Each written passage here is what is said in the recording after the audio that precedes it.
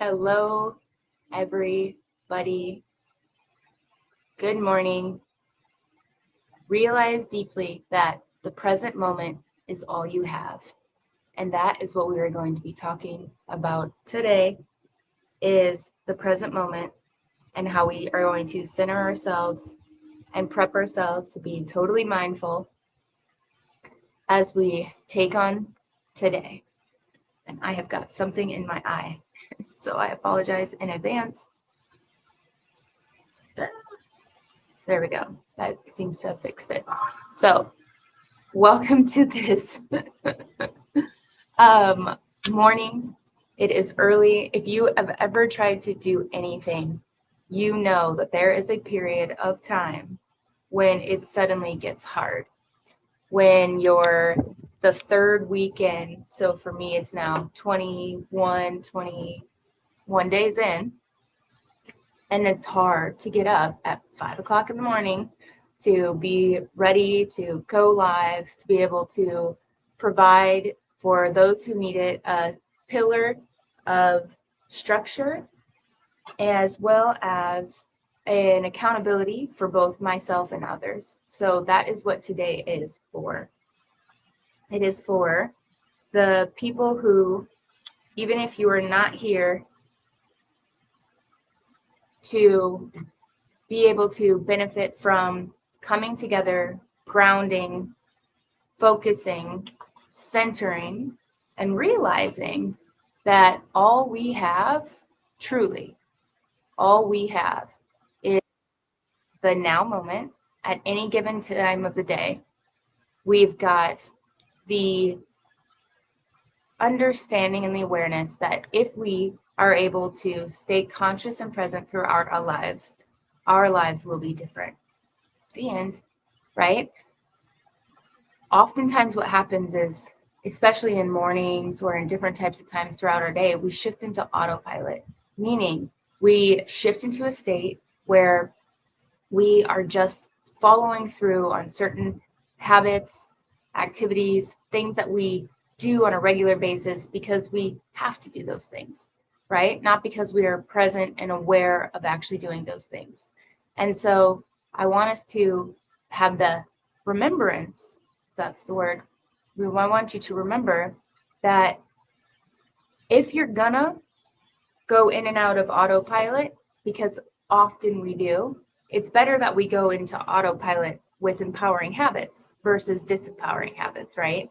So we do want to continue to train ourselves to be able to have a certain mindset, to think a certain way, but to also make sure that we are doing things like journaling, even though that's a more conscious activity, but just going into autopilots on habits that are going to serve us. If you're a phone talker, going for a walk while you're talking on the phone, double dipping in different areas, hopping on a treadmill if you've got a bunch of emails to answer, just going into certain habits that, okay, if those are going to be automatic, hey, at least you're doing things that are going to serve you. But if they're automatic things that we do, like for example, um, a lot of times throughout the day, we will shift into states of rumination. And if you don't know what rumination means, that's, basically thoughts that continue to, you go deeper and you think and you think and you think and you can't get out of that like thought loop, right? Well, does that serve you? Does continuously thinking in a thought loop and not being able to close it and get out of it actually serving you if it's negative? Not really. So realizing when we get into these states of not being conscious with our thoughts and allowing ourselves to go through those loops of rumination or go through projection. There's all kinds of things that our brains do for us, to us. And being able to recognize that when your thoughts start to race, when you're unable to really step out of something like that consciously, there is a trick to it. You know, just naming what the rumination is or what the thing is that you keep thinking about and you can't get out of the thought pattern is. that is a sure way to be able to bring a consciousness into what becomes an autopilot type activity and help bring you back to the now moment, right? So lots of little strategies, lots of little habits that you can do that will give you a competitive edge compared to people that don't, right? Our brains lie to us all of the time, all of the time. I became aware of this many, many years ago now at this point, and I have found myself in situations, for example, at some point when I was in Qatar, I had a like ninja bullet thing and I couldn't find it, but my brain could remember two different distinct moments of where this could have been. And a container was somehow involved in this. And I remember thinking, gosh, I swear I gave it to so and so. And then my brain was convinced that I did that because I had remembered opening the fridge, like I had remembered certain things. And I had to say to myself, what is true right now and what is my brain just trying to fill in the gaps for, right? So I asked this person, I asked that person. It was neither of those people, but both of those people had been part of some kind of something, my neighbor included, who eventually my neighbor gave me something else back. And Heidi gave me, and somehow Heidi was involved in it. And then it just went click, click, click, click, click. And this was months after, where it suddenly was like, I remember now because I had this piece. Oh, that's right. I gave this to you. I had gotten, it was one of those situations, but I was at least conscious enough to know that my brain could be lying to me right now, trying to fill in the gaps, right, of moments that I recall with these humans when really that wasn't necessarily how that went down. And so a lot of us just automatically believe our memory. Our memories are not that great, right? I mean, it definitely helps if as we go through our life, we write things down. I met this woman once who she had written every single day in a journal, every single day, every night of her life for 30 or 40 years. And so if at any point she needed to remember exactly what she did on what day, she could go back and she had a ledger, literally, of what she had done, with whom, highlights from the day. Not long, long entries, paragraph, just enough to be able to go back and be like, oh yeah, I remember that day. Now, I met her 17 years ago. It would have been really cool if I had started that 17 years ago. I did not. But, again, it's a way to either remember or the skill here being to just bring awareness and a conscious attention to things about us as humans, that it doesn't make us bad. It makes us human, and it makes it the reality that there are billions of other people experiencing the same thing. As much as we as humans like to think that we're so unique, we're not. There's 9 different personality types in Enneagrams. There's the 16 different personality types in Myers-Briggs. There are other types of, tools and stuff for personality, but those are 2 really good lenses. You do the maths on that, and there's like that many personality types, right? And then you've got subtypes, and you have all these different things. So really, there's like a few hundred different versions of humans that just experience. And this is my own, like, how I've come across and met people. But have you ever met people that just seems to be the same person? You're like, oh, I've met you before. Or they'll have a very similar energy, and I can almost dial it into like, oh, you're a Enneagram this, a Myers-Briggs this. And not that it puts people in boxes by any means, but there's just only so many types of people. And you can see the themes, you can hear the things that they're saying. When you meet yourself in people, I kind of met myself in a person yesterday where I was like, oh, he's super enthusiastic, this. I'm like, I already kind of know this human, even though I don't know anything about him, but I could just get some sense about at least what's going to motivate him, what, is going to be somebody who, in working and kind of helping him out, I'm just going to know a bit more about him. And without projecting or, again, putting him in a box, people are all different. We all have different experiences. if you want to add layers of triggers in there and various forms of traumas and how people react and respond. And but it's thematic. Once you've like met enough people, it's thematic. You can kind of see where they're at, levels of health, all of that influences, how a person is showing up in that moment, which is why it is so important for us to take very good care of ourselves, because we are different people depending on our different levels of health. And so if we show up every day as the best version of ourselves each day, and we do some of that bulletproofing in the morning, which is ultimately what this session is for, we'll be very different people throughout the day, able to handle life differently as it comes to us, at us, as it's happening for us, and then how to choose to consciously respond to all of those different things as well. So that is why we meet in the mornings, every morning at 5:30 a.m. Pacific time, unless I'm having technical difficulties, which even then I'm working on being like, oh, I got to get there even faster and sooner because I don't want to be late. So there's a really great quote by Jim Elliot, wherever you are, be all there. And that kind of brings us back to that moment of presence and just kind of being where we're at right now. So a couple of questions I have for you are, where does your mind run when you're not watching it?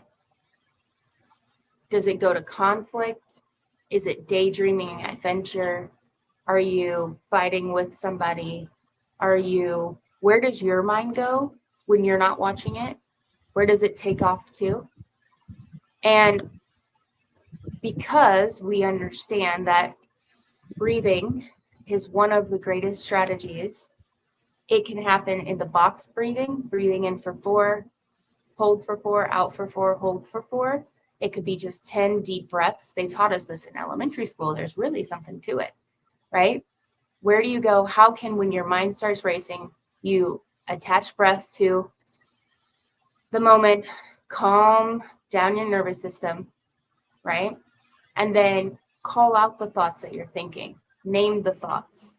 Oh, my brain is doing this right now, or my mind, right? I just learned yesterday that the brain and the mind are 2 different things. I'm excited to explore that more.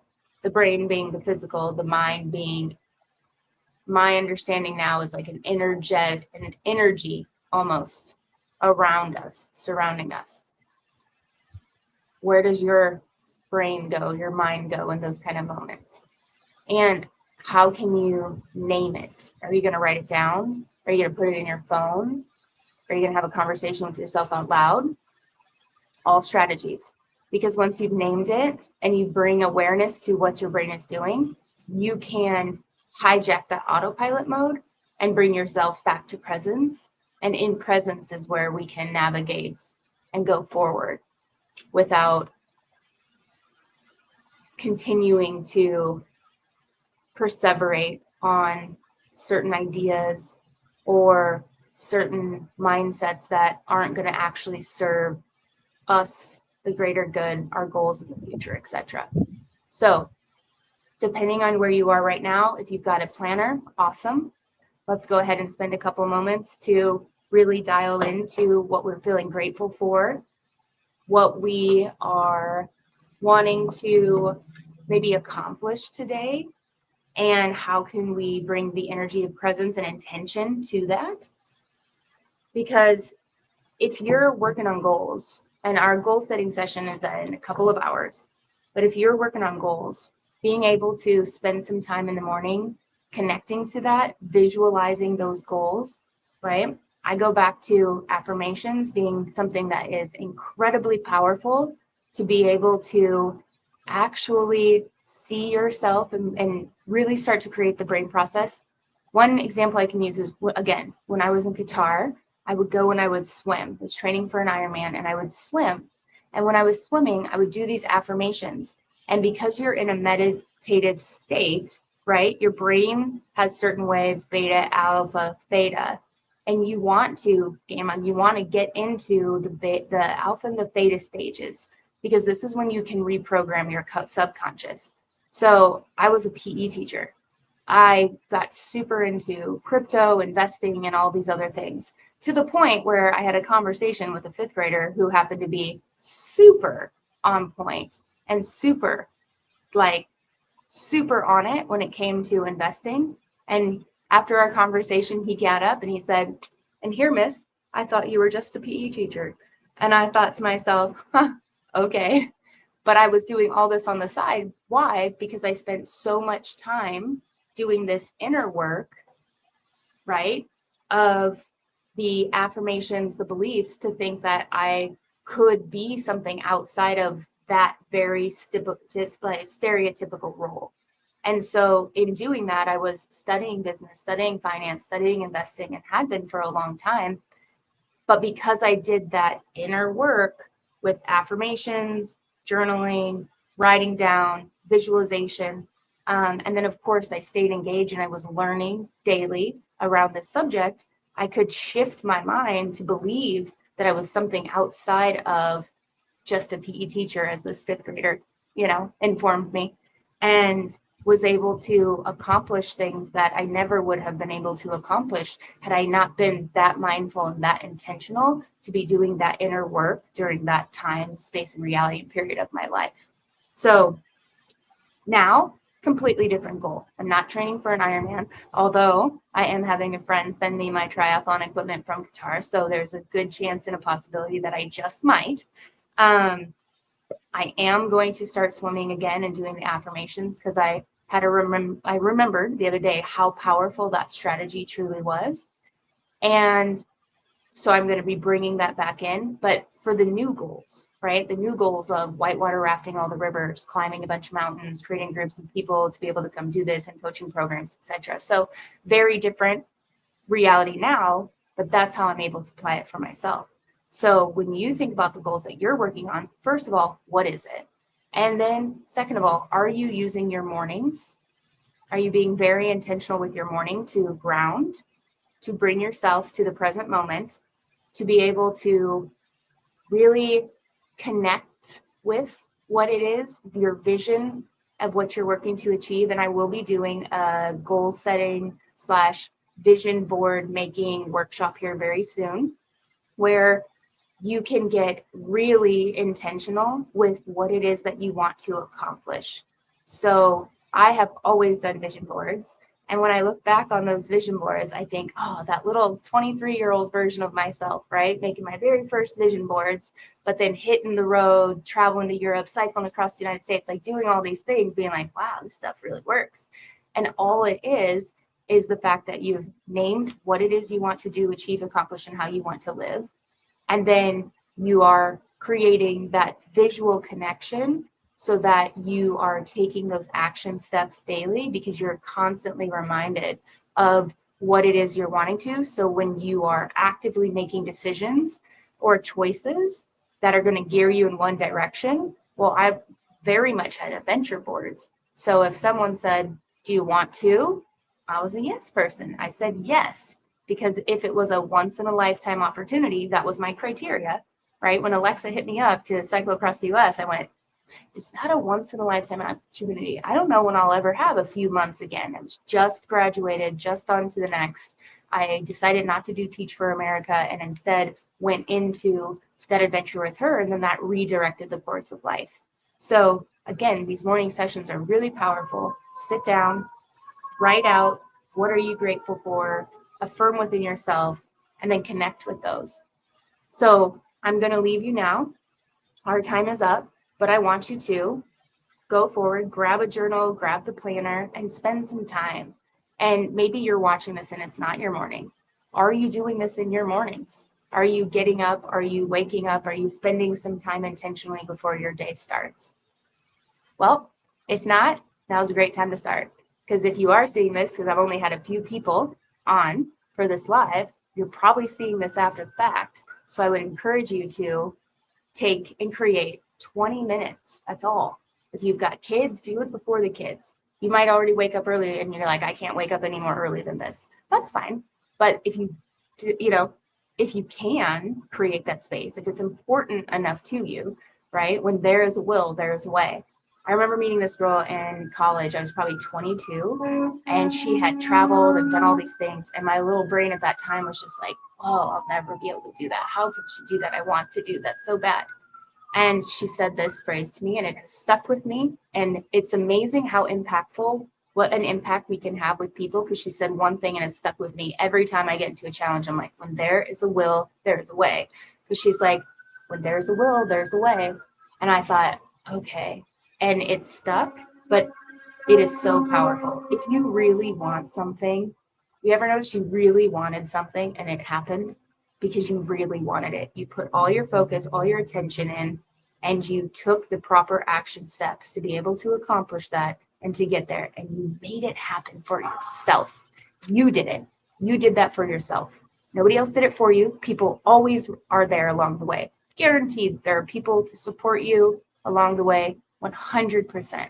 At the same time, you made it happen for yourself.